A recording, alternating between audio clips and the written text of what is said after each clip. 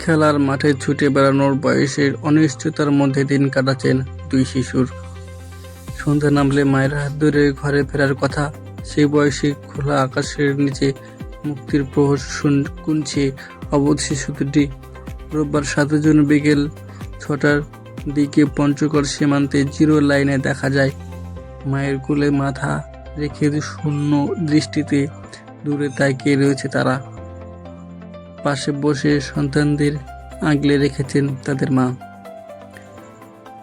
পঞ্চগড় সদর উপজেলায় হাড়িভাষা ইউনিয়নের বড়বাড়ি প্রধান পাড়া সীমান্তে নারী ও শিশুসহ 10 জন ব্যক্তি টানা 61 ঘন্টার বেশি সময় ধরে সীমান্তে শূন্যরেখার উপরে ভারতের অভ্যন্তরে অবস্থান করেছেন। দীর্ঘ অপেক্ষায় তাদের মধ্যে ক্লান্তি ও উদ্বেগ চাপ স্পষ্ট উঠে এসেছে। খোঁজ নিয়ে জানা গেছে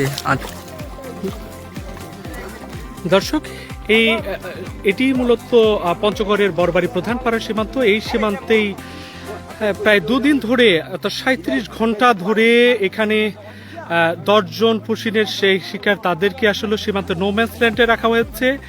না বিজিবি তাদের রিসিভ করছে, না বিএসএফ। তারা কিন্তু এখানে খুব মানবেতর জীবনযাপন করছেন। উৎসুক মানুষরা আসলে ভিড় করছে তাদেরকে দেখতে। এবং আমরা যতটুকু দেখতে পেয়েছি এখানে যারা এখানে আছেন মূলত এখানে 5 জন পুরুষ, 2 জন নারী এবং 3 জন শিশু এখানে। স্থানীয় বাসিন্দাদের সহায়তা বিজিবি তাদের বাধা দেয়। এরপর থেকে শামসুলের পরিবার সহ মোট 10 জন সীমান্তে শূন্যরেখা কৃষি জমিতে বসবাস অবস্থান করছেন।